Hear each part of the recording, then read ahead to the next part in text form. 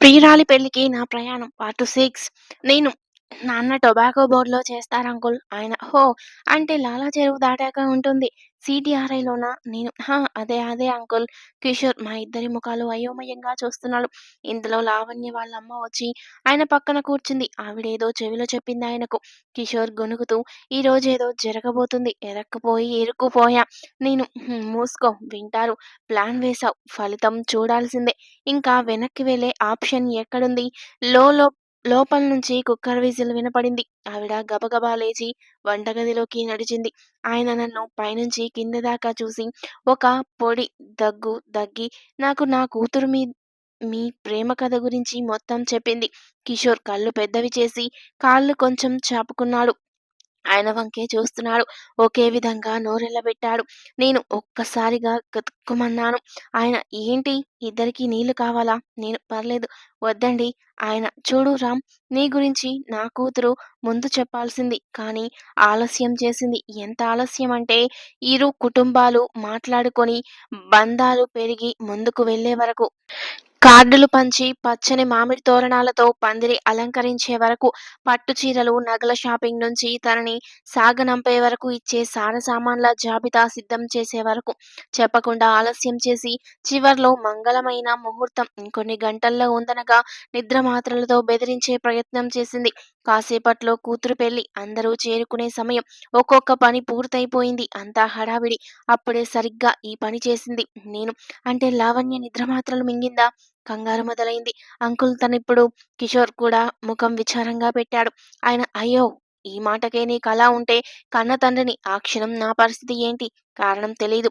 ఎందుకిలా చేసిందో ఆ క్షణం అయోమయం. పెళ్లి కూతుర్ని చేసి తీసుకెళ్లే గదిలోనే సీసా మూత తీసి బిళ్ళలు మింగి కింద పడిపోయింది.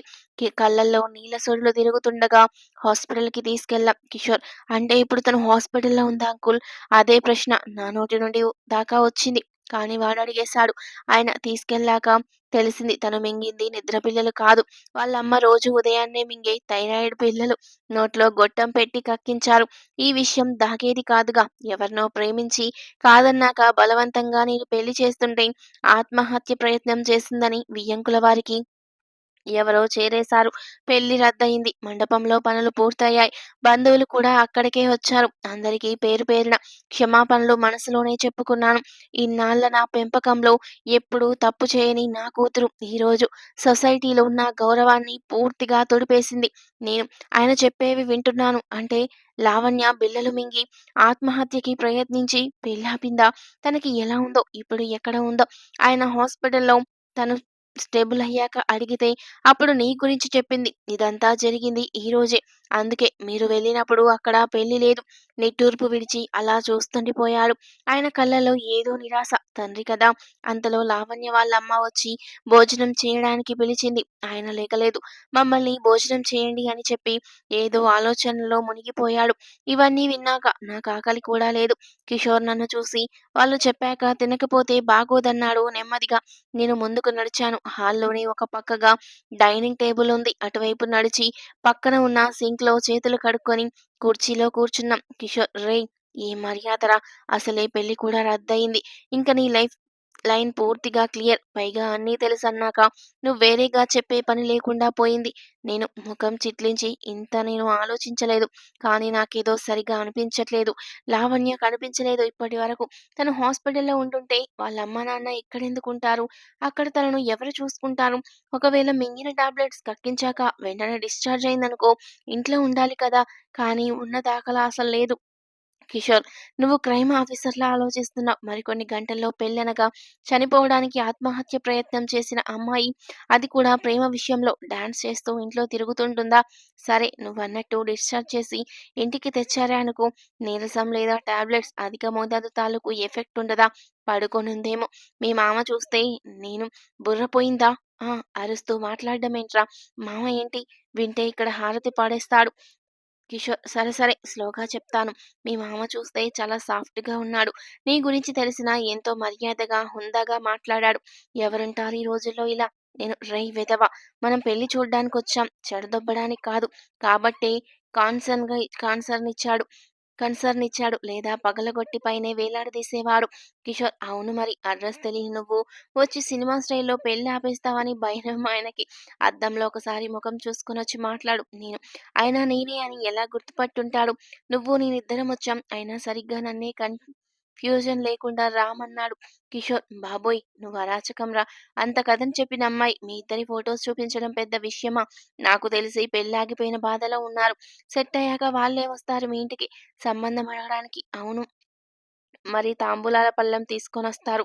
సినిమా హీరోని కదా! ఇంతలో లావణ్య వాళ్ళమ్మ వేడిగా అన్నం గిన్నె పప్పు, పచ్చడి తెచ్చి టేబుల్ మీద ఉంచింది. డైనింగ్ టేబుల్ మీద బోర్లించున్న ప్లేట్లు తిప్పుకున్నాం. టిష్యూతో తుడుచుకున్నాం. ఆవిడ అన్నం, పప్పు, పచ్చడి వడ్డించారు. ఉదయం నుంచి సరైన ఫుడ్ పడక పొట్టలో నకనకలాడుతూనే ఉంది. అందువల్ల ఇద్దరం మరో మాట మాట్లాడకుండా తినేసి లేచి, చేతులు కడుక్కొని మళ్ళీ ఇటువైపు వచ్చి ఆయన ఎదురుగా కూర్చున్నాం. ఆయన సంతృప్తిగా భోజనం చేశారు కదా! ఇద్దరం తలుపాము. ఆయన నవ్వి మళ్ళీ తన మొబైల్ చూడడంతో నిమగ్నమయ్యారు. లావణ్య గురించి అడిగేయాలి. తనను చూస్తేనే కాస్త మనసు కుదుట పడుతుంది కానీ, ఎలా మొదలుపెట్టాలి? ఇంత దాకొచ్చాక ఇప్పుడు భయపడ అనవసరం. అంకుల్ లావణ్య ఉందా ఇంట్లో? ఆయన మొబైల్ పవర్ బటన్ ప్రెస్ చేసి డిస్‌ప్లే ఆఫ్ చేసి, ఇంట్లో లేదు. పంపించేశాను బయటికి అని నవ్వడం మొదలుపెట్టాడు. ఆ నవ్వులో ఎన్నో అర్థాలు. కిషోర్ నేనాయన నవ్వు ఆపాక సరిగ్గా చెప్తాడని చూస్తున్నాం. కానీ ఆయన నవ్వుతూనే ఉన్నాడు. కాసేపటికి ఆయన నవ్వాపి సీరియస్‌గా మమ్మల్ని చూసి ఈరోజే పెళ్లి, ఈరోజే ఆత్మహత్యకి ప్రయత్నం చేయడం, హాస్పిటల్ నుంచి ఇంటికి తెచ్చాక బయటకెలా పంపిస్తాను? తమాషాకన్నాను అన్నాడు. కిషోర్ తలగొక్కొని కొంచెం మెడ నేను కూర్చున్న ఎడమ వైపుకు వాల్చి ముఖాన్ని నా చెవి దగ్గరుంచి కిషోర్ రేయ్ నన్ను చూస్తే ఏదో తేడా కొడుతోంది. మర్డర్ ప్లాన్ చేసి అది సక్సెస్ అయ్యాక ఆనందించే విలన్‌లా నవ్వుతున్నాడు. కొంపదీసి ఉబలాటం ఆపుకోలేక, ఆకలికి ఆగలేక మనం తిన్న భోజనంలో ఏమైనా కలిపారంటావా? పొట్టలో చిన్న అలజడి కూడా మొదలైంది. ఇది విషం ఎఫెక్ట్ ఏమో అని ముఖం చిట్లించయిపోయినట్టే ఈ రోజుతో నా ఐడియా మన ఫోటోలకు దండపడేలా ఉంది. నన్ను క్షమించురా! అయినా వస్తే వచ్చాము. మండపం నుంచి వెనక్కి పోవాల్సింది. అవునులే పోవాలని ఎక్కడ రాసుంటే అక్కడికేగా వచ్చి మరీ ఆగుతాం. ఇదంతే గుసగుసగా అయినా వాడు లోడలోడ వాగుతుంటే నేను రేయ్ నాయనా ఏంట్రా ఇది? నేను అదే భోజనం తిన్నాను. నా పొట్టలో సునామేమీ రాలేదు. ఎక్కువ తినేసావు కదా! అందుకే ఆ అలజడి. కొంచెం తమాయించుకో. ముఖంలో ఏడుపు గొట్టు భావాలు మార్చు. ఆయన మనమేం మాట్లాడుకుంటున్నామో తీక్షణంగా అబ్జర్వ్ చేస్తున్నాడు. అర్థమైందా? కిషోర్ ఏమోరా! ఇప్పటిదాకా ఉన్న ధైర్యం ఇప్పుడు లేకుండా పోయింది. ఆయన ఏంటి ఏదేదో గునుగుతుకుంటున్నారు అని అర్థం కానట్లుగా చూశాడు. నేను ఏమీ లేదండి. వీడు బాత్రూమ్ అర్జెంట్ అంటున్నాడు. కొంచెం ఎటుందో చెప్తే కిషోర్ రేయ్! బాత్రూమా? చెప్పాక తప్పుద్దా పోతాను అని ఆయన వంక చూసి రాణి నువ్వు నవ్వి అసహనంగా బాత్రూమ్‌కి వెళ్ళాడు కిషోర్. వాడు లేచి వెళ్ళాక ఆయన బాత్రూమ్ అర్జెంట్ అయితే అడగాలి కదా! దానికి అంత మంతనాలెందుకు? నేనేదో మీరు తిన్న భోజనంలో విషం కల్పించినట్టు మాట్లాడుకున్నారు అని మళ్ళీ చిన్న నవ్వు నవ్వాడు. విషం మాట అనగానే నా గుండె జల్లుమంది. కొంపదీసి కిషోర్ డౌట్ నిజమైందా ఏంటి? అబ్బే! చూస్తే నాకలా అనిపించట్లేదు. చాలా మంచివాళ్ళలానే ఉన్నారు. వాళ్ళ అమ్మాయి ప్రేమించిన నేను ఎదురుగా ఉన్నాను. అయినా ఇదంతా యాదృచ్ఛికం. నేను పెళ్లి చెడగొట్టడానికి వస్తానని అనుకోని విషం లేదా ఏదో ఒకటి వేసి చంపే ప్లాన్ చేయడానికి నా గురించి ముందు ఆయనకి తెలీదు. ఇంకోటి నేను పెళ్లి ముహూర్తం టైం తర్వాత వచ్చాను. అంటే ఒకవేళ పెళ్లి జరిగి ఉంటే ఈ పాటికి నేను 4 అక్షింతలు వేసి వెళ్ళిపోయేవాడిని. కాబట్టి పెళ్లి ఆపే హీరోని నేను కాదని ఆయనకి అర్థమైపోయుండొచ్చు. ఇంత ఆలోచన అని లేని మూర్ఖుడు కాదేమో! ఇలా నాలో నేననుకుంటుంటే ఆయన కూర్చున్న చోటు నుంచి లేచి లోపలికెళ్ళాడు. నేను ఆయన వంకే చూస్తున్నాను. ఇంతలో ఇటు పక్క కిషోర్ బాత్రూమ్ నుంచొచ్చి ఆయన లేకపోవడం చూసి కిషోర్ రేయ్! నీ డాష్‌గా ఏంట్రా నోటికొచ్చింది వాగుతావు? నేను మరి మన గొణుగుడికి ఆయనకెక్కడ లేని డౌట్సొచ్చాయి. అందుకే అలా కవర్ చేశాను. కిషోర్ సరే కానీ ఇంతకీ ఇవన్నీ సరే. అసలు సంగతి ఏమైనా బయటకొచ్చిందా? నేను అసలు సంగతా? ఏంట్రా? కిషోర్ రేయ్ మహానుభావా! మనం నీ ఇంటికి చుట్టపు చూపుకి నీ ప్రియురాలి పెళ్ళికి వచ్చాము. అక్కడ నీ దరిద్రం బావుండి బండి ట్రాక్ మారి వాళ్ళ ఇంట్లోనే పడ్డాం. సరే అంతా ఓకే అనుకుంటుంటే ఈ ఇంట్లో కొంచెం మాయ మహల్ సీరియల్ చూస్తున్నట్లుంది. టైం చూసావా? 10 దాటుతోంది. ఇప్పుడొక చాపారింటి దుప్పట్లు మన మొఖాన వేస్తారు. పట్టుకొని వెళ్లి వాకిల్లో వేసుకోవడమే. నాకన్నీ తెలుసు. ఇప్పుడేంటి? అనే ప్లాన్ కూడా. అన్నీ వీళ్ళకి తెలుసు అన్నాక కూడా దొంగలా కలవడం ఏం బావుంటుందిరా? చెప్పే కలుద్దాం అని చూస్తున్నాను. కిషోర్: ఏంట్రోయ్ నీ పక్క లావణ్య పక్కకి మారిద్దేమో అని బానే ఆశపడుతున్నావు. నేను: అయ్యో! అంత భాగ్యమా? అదృష్టమే. అంతలో లోపలికెళ్ళినాయన మళ్ళీ వచ్చాడు. కూర్చొని ఆయన: ఇందాక మీ కుటుంబం గురించి అడిగాను. నేను చెప్పా కదండీ! నాన్న టొబాకో బోర్డ్‌లో ఆయన అది ఒకే ఇంట్లో ఇంకెవరికైనా అంటే చెల్లి లేదా అన్నలు. నేను: లేదండి నేనొక్కడినే. ఆయన: అయితే పర్లేదు. నా పిల్లకు ఆడపడుచు పోరుండదు. దానికి కిషోర్ అంటే ఒప్పేసుకున్నట్టే కదరా! అని లొగొంతుకతో అని నా చెయ్యి నలిపేస్తున్నాడు. నేను: ఉండరా ఉండు తెలుస్తది. నేను: అంకుల్, ఆంటీ పడుకున్నారా? ఆయన కొంపదీసి పైకి పంపేస్తాననుకుంటున్నారా?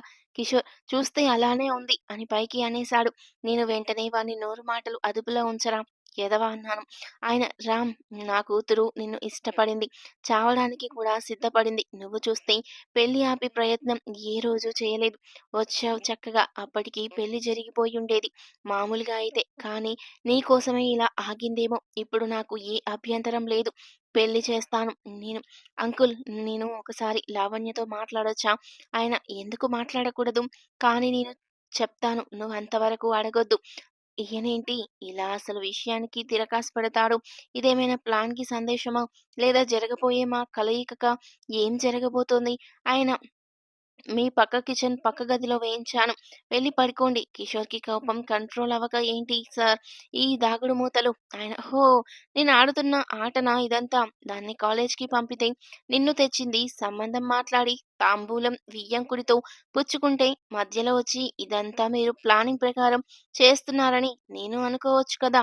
నేను: ఆర్గ్యుమెంట్ ఎందుకులెండి. వాడి తరపున నన్ను క్షమించండి. ఆయన: దానిదేముంది? కుర్రతనం, మాటలు జారుతూ ఉంటాయి. అవి అదుపులో ఉంచాలి అనుకో. కాదు, ఉంచి తీరాలి. Kishore: sorry sorry. ఆయన: వెళ్లి పడుకోండి. నేను నిద్ర రాకపోయినా పడుకోవాలా సార్? ఆయన: 10 అయిందంటే మేం పడుకుంటాం. కిషోర్: పెద్ద నసగాడురా. నేను: సరే వెళ్తాం సార్. కానీ ఆయన రేపు మంచి వార్త చెప్తాను. నేను పెళ్లి ఆగిపోయిన అదే మండపంలో పెళ్లి చేసి పంపిస్తాడేమో అనుకున్నాను. సరే వెళ్లి పడుకుంటామని చెప్పి కిచెన్ పక్క గదిలోకి దూరం. గది లోపల కిషోర్: రేయ్ నాకెందుకో ఇక్కడ ఉండబుద్ధి కాట్లేదు. ఇదంతా చేసిన మర్యాదలా కాదు. మర్డర్ స్కెచ్‌లా, మర్యాద రామన్న సినిమాలా. నేను కాదురా. ఆయన మంచితనం లెవెల్ వేరు. కిషోర్: వేరు వేరు కదా! చూద్దాం రేపుదయం. తర్వాతేం జరిగింది? నెక్స్ట్ పార్ట్‌లో చూద్దాం. వీడియో నచ్చితే లైక్ చేసి సబ్స్క్రైబ్ చేసుకోండి. Thank you for watching.